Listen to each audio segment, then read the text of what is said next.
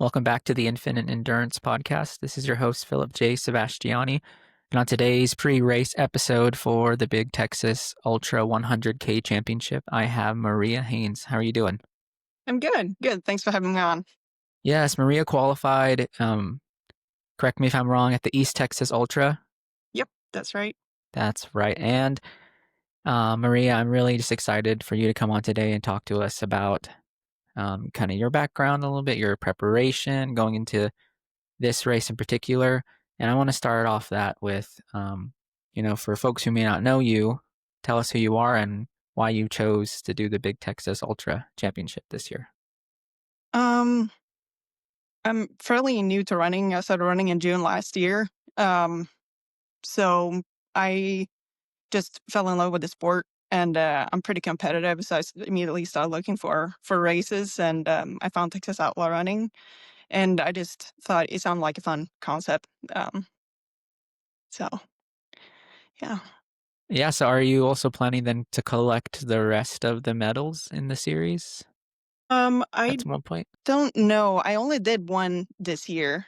Um, So I guess I have a couple more, 3, 4 more, I think. Yeah. So it's So North. maybe next year. Yeah, there's North Texas, East, West, South, and then the championship. So you'd have two of them. Hopefully after Saturday, right? Exactly. And um, so is this you mentioned you're just running last year, starting last year. Is this the furthest you've ever, will this be the furthest you've ever gone? It is, yeah. So it's my first 100K. So building up to this has been a balance to kind of not push too soon what I can do and what I should do. So I've been doing quite a bit of cross training with mountain biking and lifting. And I have my coach, Greg Sissengrath, who's been helping me to structure my training, which has been really good just to avoid those rookie mistakes. But mostly just I've been very focused and consistent with my training, which has been a great help. Yeah, Greg's a great coach. I've had him on the show before. Also Hmm. after he did Oregon Cascades. Yeah. Yes. Uh, so do you mind walking us through your training then and kind of what has been the main focus leading into race day this weekend? Well, I'm feeling pretty ready. It's been a mix of hills, speed work, and longer efforts. I've been trying to focus on the total elevation gain a little bit, mainly to also build my confidence. Here around Texas is pretty flat, so I've been out to cross timbers a bit, if you know where that is at, just to kind of gain the elevation gain and feel confident going into the race. Were you able to do any like, training runs, or were there any like specific long runs that solidified your confidence and like I'm ready to run the furthest I've ever run before? Um, yeah, I think just the I ran a marathon at Cross Timbers just as a training run, which had more total elevation gain than the race next weekend, which is a very longer distance. So that definitely built my confidence.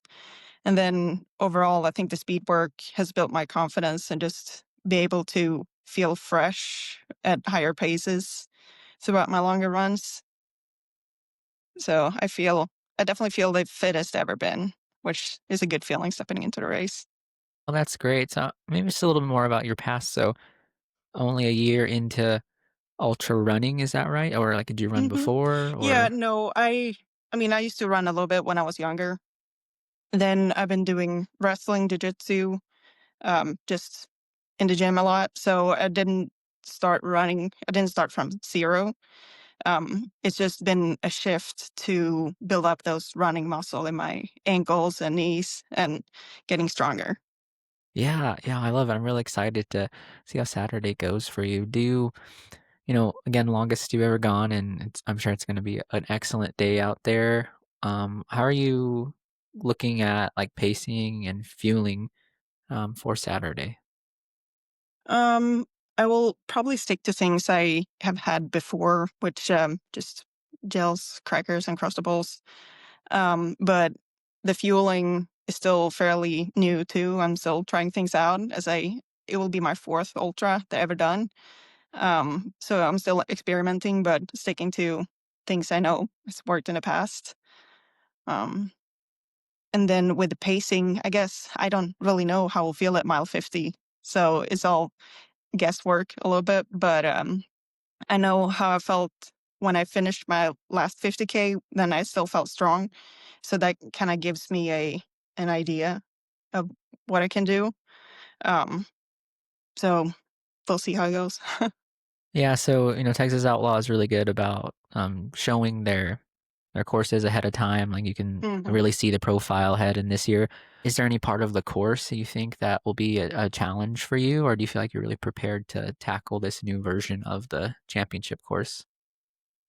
I never had a chance to run down there, so I don't know the course that well. I'd only been studying the GPX file and watching some videos. I think they have some other races out there, um, but I think I'm as prepared as I will be.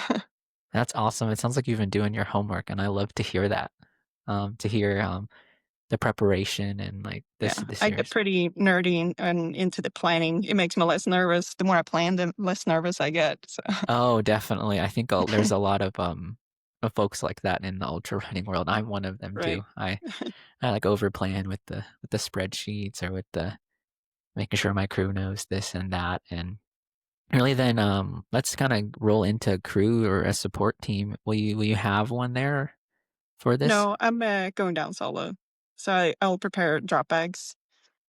They drop bags and aid station. I get Yes. aid stations. Yeah, I'll mainly have my own fuel, so I'll plan all that. I pack Ziploc bags that I'll keep it at the main aid station, as I'll pass that several times, and then I just have my Ziploc bags prepared so I can just shift it out, and then I'll fill my flask at the aid stations. That's awesome. Yeah, I think that also puts it into a different kind of mindset when you're going where it's like, okay, it's you're in charge of yourself. And I think that hmm that is really respectable that you're going that route on Saturday. So I guess expectations, where what's your first 100K, but you've performed really well. I mean, going through your ultra sign up, you've had some really great consistent performances. So to me, that shows like you're really serious about your training, and that's great to see. But goals for race day and your performance, personal expectations, things like that. Um, I guess first off, just finishing will be a big accomplishment. This is my first 100K. But then I definitely am a competitive person, so I always go in trying to win or place well. But I've also learned over the few races I've done, I also want to focus on enjoying the moment.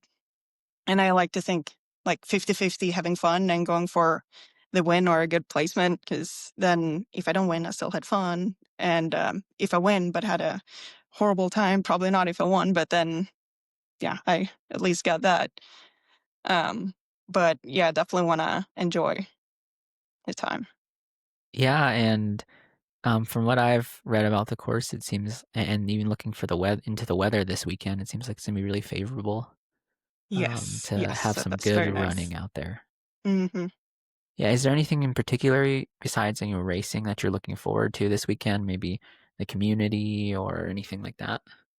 Yeah, that's something I really like about the trail running in specific, the community feel and just how social it is.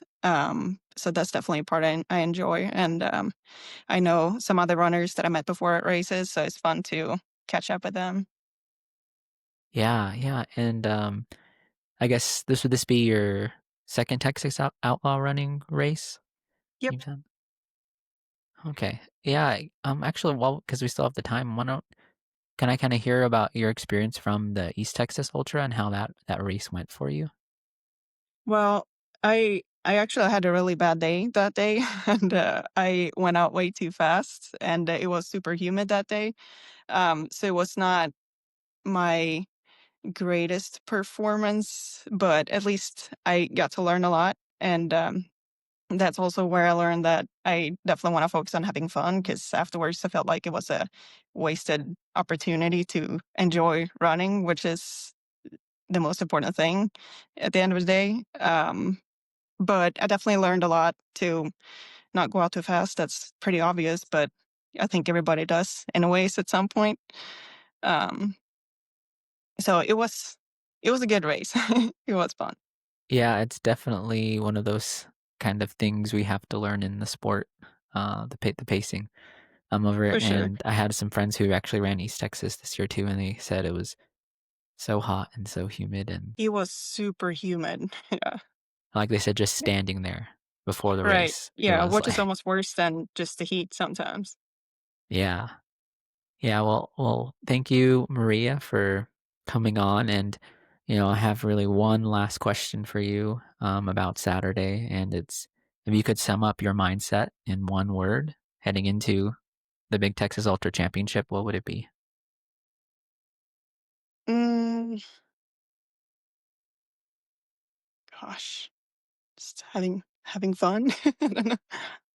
Yeah. Fun. So we can expect a lot of smiles from you and Yeah, cheers. yeah, Do you I'm smile a definitely lot? gonna enjoy it.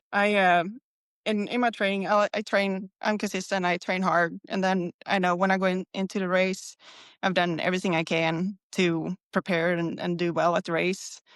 So at race day, you just show up, enjoy, and just trust the training I've done.